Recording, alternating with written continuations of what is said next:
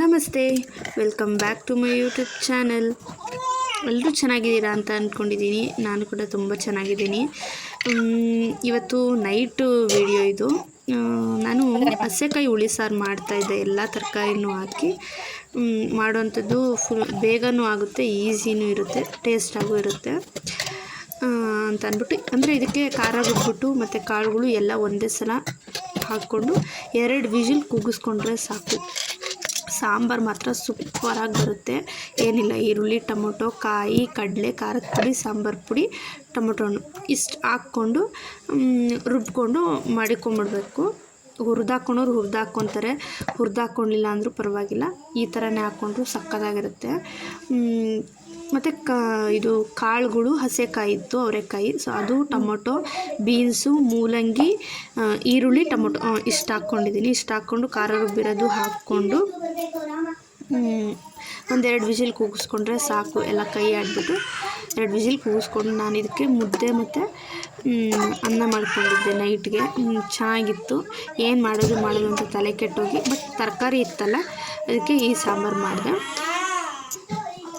ಇದಾಗಿ ಮತ್ತು ಬೆಳಗ್ಗೆಗೆ ನಾವು ಎಲ್ಲ ಹೊರಗಡೆ ಹೋಗಬೇಕಿತ್ತು.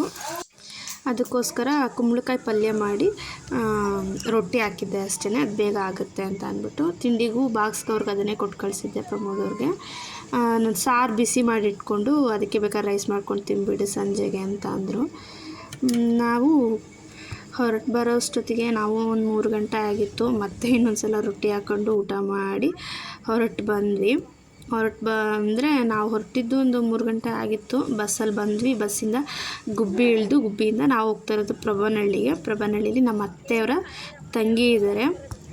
ಅವ್ರ ಮನೆ ದೇವರು ಕಂಚಿರಾಯ ದೇವಸ್ಥಾನ. ಅಂದರೆ ಜಾತ್ರೆ ಇತ್ತು. ಸೊ ಅದಕ್ಕೋಸ್ಕರ ನಮ್ಮನ್ನು ಬರ್ರಿ ಅಂತ ಅಂದರು. ಆಲ್ಮೋಸ್ಟು ಮದುವೆ ಆದಾಗಿಂದನೂ ಕರಿತಾಯಿದ್ರು, ಬರ್ರಿ ಅಂತ. ನಮ್ಮ ಮದುವೆ ಆಗಲಿ 7 ವರ್ಷ ಆಯಿತು. ಈ ವರ್ಷ ಹೋಗೋಕ್ಕಾಯ್ತು. ಅದಕ್ಕೆ ಹೊರಟ್ವಿ. ನಾನು, ನಮ್ಮ ಅತ್ತೆ ಮತ್ತು ಇಬ್ಬರು ಪಾಪವರು ಹೊರಟ್ವಿ. ಪ್ರಮೋದವ್ರು ಬರಲ್ಲ ಅಂದರು, ಅವ್ರಿಗೆ ಕೆಲಸ ಇದೆ ಅಂತ. ನಾವಿಷ್ಟೇ ಜನ ಹೋದ್ವಿ. ಅವ್ರು ಅಲ್ಲಿಂದ ಟೆಂಪೋದಲ್ಲಿ ಕರ್ಕೊಂಡು ಹೋಗ್ತೀವಿ ಅಂತಂದರು. ಇದು ಗುಬ್ಬಿಲಿ ಆಟೋದಲ್ಲಿ ಹೋಗ್ತಾಯಿದ್ವಿ, ಗುಬ್ಬಿಯಿಂದ ಪ್ರಭನಹಳ್ಳಿಗೆ. ಗುಬ್ಬಿಗೆ ಹೋಗ್ತಿದ್ದಂಗೆ ಏನೋ ಒಂಥರ ಖುಷಿಯಾಗೋಯ್ತು. ಯಾಕಂದರೆ ನಾನು ಹುಟ್ಟಿ ಬೆಳೆದಿದ್ದೆಲ್ಲ ಅಲ್ಲೇ. ಆಲ್ಮೋಸ್ಟ್ 10th ತನಕನೂ ನಾನು ಅಲ್ಲೇ. ನನ್ನ ಹುಟ್ಟೂರು, ನನ್ನ ತವ್ರ ಮನೆ ಅದೇನೆ. ಅಂದರೆ ಈಗಿಲ್ಲ ಅಷ್ಟೇ, ಹೇಳ್ಕೊಬೇಕು ಅಂದರೆ ಅಲ್ಲಿ ಯಾರೂ ಇಲ್ಲ, ನಮ್ಮಪ್ಪ ಸಹ ಇಲ್ವಲ್ಲ, ಅದಕ್ಕೋಸ್ಕರ. ಅದಾದಮೇಲೆ ಮತ್ತೆ ನೈಟಲ್ಲೇ ಅವ್ರ ಮನೇಲೇ ಇದ್ದು ಬೆಳಗ್ಗೆನೇ ಹೊರಟ್ವಿ. ಒಂದು 9 ಗಂಟೆ ಅಷ್ಟೊತ್ತಿಗೆಲ್ಲ ಹೊರಟು ದೇವಸ್ಥಾನಕ್ಕೆ ಬರೋ ಅಷ್ಟೊತ್ತಿಗೆ 10-11 ಗಂಟೆ ಆಯಿತು. ಅವರು ಚರ್ಪು ಹಂಚ್ತಾರೆ, ಹೆಸರು ಕಾಳು ಮತ್ತು ಮಜ್ಜಿಗೆ ಮಾಡಿ ಅದೆಲ್ಲ ಮಾಡಿ ಹಂಚ್ತಾಯಿದ್ವಿ. ಫಸ್ಟ್ ಹೋಗಿ ದೇವ್ರ ದರ್ಶನ ಮಾಡ್ಕೊಂಡು ಬಂದು ಆಮೇಲೆ ಅದೆಲ್ಲ ನಾವು ಸ್ವಲ್ಪ ಹೆಲ್ಪ್ ಮಾಡಿಕೊಡ್ತೀವಿ. ಆಮೇಲೆ ಪಾಪು ಇತ್ತಲ್ಲ, ಅವನು ನಿಂತ್ಕೊಂಡು ಓಡಾಡಿಕೊಂಡು ಅಲ್ಲಿ ಫುಲ್ಲು ಬೆಟ್ಟದ ಮೇಲಿಂದ ನೋಡಿದ್ರೆ ಈ ಥರ ವ್ಯೂಸ್ ಇರುತ್ತೆ. ಅದನ್ನೆಲ್ಲ ಒಂದೆರಡು ಫೋಟೋ ತಕ್ಕೊಂಡು ವೀಡಿಯೋಸ್ ಮಾಡಿಕೊಂಡು, ನನ್ನ ತಂಗಿ ಇದ್ಲು, ಅಂದರೆ ಅವ್ರ ಮಗಳು, ನಮ್ಮ ಚಿಕ್ಕತ್ತೆ ಮಗಳು, ಮಗ ಎಲ್ಲ ಅಲ್ಲೆಲ್ಲ ಸುತ್ತಾಡಿಕೊಂಡು ಇಲ್ಲೇ ಒಂದು ನೈಟ್ ಇದ್ದು ಮತ್ತೆ ಬೆಳಗ್ಗೆಗೆ ಬಂದ್ವಿ. ಬೆಳಗ್ಗೆ ಬಂದು ಮತ್ತೆ ರೊಟ್ಟಿನೇ ಹಾಕಿದ್ದೆ. ರೊಟ್ಟಿ ಹಾಕಿ ಚಟ್ನಿ ಮಾಡಿದ್ದೆ. ವಾರ ಇತ್ತಲ್ಲ, ಬೇಗ ವಾರ ಆಗಬೇಕು ಅಂತ ಅಂದ್ಬಿಟ್ಟು ಅವರು ಅಷ್ಟೊತ್ತಿಗೆ ವಾರ ಮಾಡಿಬಿಟ್ಟು ಹೊರಟು ನಾವು ಹೋಗಿದ್ದು ಮತ್ತು ಶೆಟ್ಟಿಹಳ್ಳಿ ಆಂಜನೇಯನ ಜಾತ್ರೆಗೆ. ಸೊ ಇದು ಮಾತ್ರ ಒಂಥರ ಸಿಕ್ಕಾಪಟ್ಟೆ ಜನ ಇರ್ತಾರೆ. ಇಲ್ಲಿ ಮಾತ್ರ ಉರುಳು ಸೇವೆ ಅಂತ ಮಾಡ್ತಾರೆ, ಅಂದರೆ ದಿಂಡುಳ್ಳೋದು ಅಂತ ಮಾಡ್ತಾರೆ. ನಮ್ಮ ಪ್ರಮೋದಯ್ಯ ಆಲ್ಮೋಸ್ಟ್ ಈಗ 3-4 ವರ್ಷದಿಂದ ಮಾಡ್ತಾಯಿದ್ದಾರೇನೋ. ನಾನು ಹೋಗೋಕ್ಕಾಗಿರಲಿಲ್ಲ, ಬಟ್ ಈ ವರ್ಷ ಹೋಗಿದ್ವಿ. ನಾವು ಹೋಗೋ ಅಷ್ಟೊತ್ತಿಗೆ ಆಲ್ರೆಡಿ ಗರುಡ ತಿರುಗಿ ತೇರು ಮುಂದೆ ಹೋಗಿತ್ತು. ಸದ್ಯ ಕೈ ಮುಕ್ಕೊಂಡು ಬಂದ್ವಿ. ಬಂದಾದಮೇಲೆ ನಮ್ಮ ಮನೆ ಎದುರುಗಡೆ ಒಂದು ಮನೆ ಇದೆ, ಅವ್ರ ಮನೇಲಿ ಫಂಕ್ಷನ್ ಇತ್ತು ನಾಳೆ. ಸೊ ಅದಕ್ಕೋಸ್ಕರ ಹುಡುಗರೆಲ್ಲ ಬಂದಿದ್ರಲ್ಲ, ಅವರಿಗೆಲ್ಲ ಮೆಹಂದಿ ಹಾಕಿದೆ. ಹೇಗಿದೆ ನೋಡಿ, ಕಮೆಂಟ್ ಮಾಡಿ. ಸುಮ್ಮನೆ ರಫಾಗಿ ಹಾಕಿರೋದು, ನಾನೇನು ಅಷ್ಟೊಂದು ಎಕ್ಸ್ಪರ್ಟ್ ಅಲ್ಲ, ಏನೋ ಅಷ್ಟೋ ಇಷ್ಟೋ ಬರೋದ್ರಲ್ಲಿ ಹಾಕಿದ್ದೀನಿ. ಆಮೇಲೆ ಮತ್ತೆ ನಮ್ಮೂರಲ್ಲಿ ಇನ್ನೊಂದು ಫಂಕ್ಷನ್ ಇತ್ತು. ಅಲ್ಲಿಂದ ನಮ್ಮ ಪ್ರಮೋದಯ್ಯ ಐಸ್ ಕ್ರೀಮ್ ತಂದಿದ್ರು. ಅವ್ನು ಚಿಕ್ಕೋನಿಗೆ ಕೊಡ್ತಾ ಇರಲಿಲ್ಲ, ಆದರೂ ನಾವು ತಿನ್ನೋದು ನೋಡಿ ಅಂತಿದ್ನಲ್ಲ, ಸೊ ಅದಕ್ಕೋಸ್ಕರ ಸ್ವಲ್ಪ ಬಾಯಿಗಿಟ್ಟೆ ಅಷ್ಟೇ, ಕೊಡಲ್ಲ.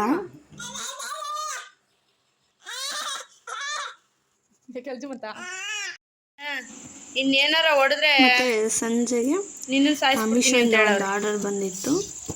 ಸೊ ನಾನು ಆರ್ಡ್ರ್ ಮಾಡಿದ್ದೆ ಒಂದು, ಅದು ಬಂದಿರೋದೇ ಇನ್ನೊಂದು. ಅವ್ರು ಹೊಡಿಬೋದು, ನಾವು ಹೊಡಿಯಲೇ ಕೆಟ್ಟು ಹೋಗ್ಬಿಡ್ತು. ನಾನು ಹಂಗೂ ಡೆಲಿವರಿ ಅಣ್ಣಂಗೆ ಹೇಳಿದೆ, ಅಣ್ಣ ನಾನು ಬುಕ್ ಮಾಡಿರೋದು ಸ್ವಲ್ಪ ದೊಡ್ಡದು ಐಟಮು, ಇದು ಚಿಕ್ಕದಾಗಿದೆ ಬೇಡ ಅಣ್ಣ ಅಂತ ಹೇಳಿದೆ. ಆದ್ರೂ ಕೇಳಲಿಲ್ಲ ಅವಣ್ಣ. ಇಲ್ಲ ತಗೊಳ್ಳಿ, ಓಪನ್ ಮಾಡಿಬಿಟ್ಟು ಮತ್ತೆ ರಿಟರ್ನ್ ಇರುತ್ತಲ್ಲ, ಆ ರಿಟರ್ನ್ ಆಪ್ಷನ್ ಮಾಡಿ ಅಂತ ಅಂದರು. ಅದು ಬೇರೆ ಆನ್ಲೈನಲ್ಲಿ ಪೇ ಮಾಡಿದ್ದು. ಬಟ್ ರಿಟರ್ನ್ ಬಂತು ಅಮೌಂಟ್ ಏನೋ ನಾನು ರಿಟರ್ನ್ ಮಾಡಿದ್ದಕ್ಕೆ. ಬಟ್ ನಾನೇ ಒಂದು ಆರ್ಡ್ರ್ ಮಾಡಿದ್ದು, ಅದೇ ನಾನು ಆರ್ಡ್ರ್ ಮಾಡಿದ್ದು ಬಾಕ್ಸ್ಗಳನ್ನೆಲ್ಲ ಇಡ್ತಾರಲ್ಲ ವುಡನ್ದು, ಅದನ್ನು ಬುಕ್ ಮಾಡಿದ್ದೆ. ಅದು ನೋಡಿದ್ರೆ ಈ ಥರ ಸ್ಟ್ಯಾಂಡ್ ಥರ ಬಂದ್ಬಿಟ್ಟಿದೆ ಚಿಕ್ಕದು. ಇದೇನೋ 100 ರೂಪಾಯೂ ಇಲ್ಲ, ಇಷ್ಟು ಚಿಕ್ಕ ವಸ್ತು ಬಂದಿದೆ. ಸೊ ಅದಕ್ಕೆ ಎಕ್ಸ್ಚೇಂಜ್ ಮಾಡಿದೆ. ಇರಲಿ ಅಂತ ಒಂದು ವೀಡಿಯೋ ಮಾಡ್ಕೊಂಡಿದ್ದೆ, ಯಾಕಂದರೆ ಅವ್ರು ಕೇಳಿದ್ರೆ ಸಡನ್ನಾಗಿ ಅಂತ. ಈ ಥರ ಟೇಬಲ್ ಥರ ನಾನು ಬುಕ್ ಮಾಡಿದ್ದು. ಅದಾದಮೇಲೆ ಅವ್ರಿಗೆಲ್ಲ ಮೆಹಂದಿ ಹಾಕಿದ್ದೆ ಅಂತ ಅಂದ್ಬಿಟ್ಟು ನನ್ನ ಮಗನೂ ಮೆಹಂದಿ ಹಾಕಿಸ್ಕೊಂಡು ಎಲ್ಲರ ಹೆಸರು ಬರೆಸ್ಕೊಂಡಿದ್ದ. ಅದನ್ನು ಹಂಗೆ ಒಂದು ವಿಡಿಯೋ ಮಾಡಿಕೊಂಡೆ. ಎಕ್ಸಾಮ್ ಎಲ್ಲ ಮುಗ್ದಿದೆ, ಸ್ವಲ್ಪ ಓದ್ಕೊಳ್ಳೋ ಅಂತ ಅಂದರೆ ಬರೀ ಇದೇ ಆಟ ಆಡ್ತಾನೆ. ನಾಳೆ ಓದ್ಕೊತೀನಿ.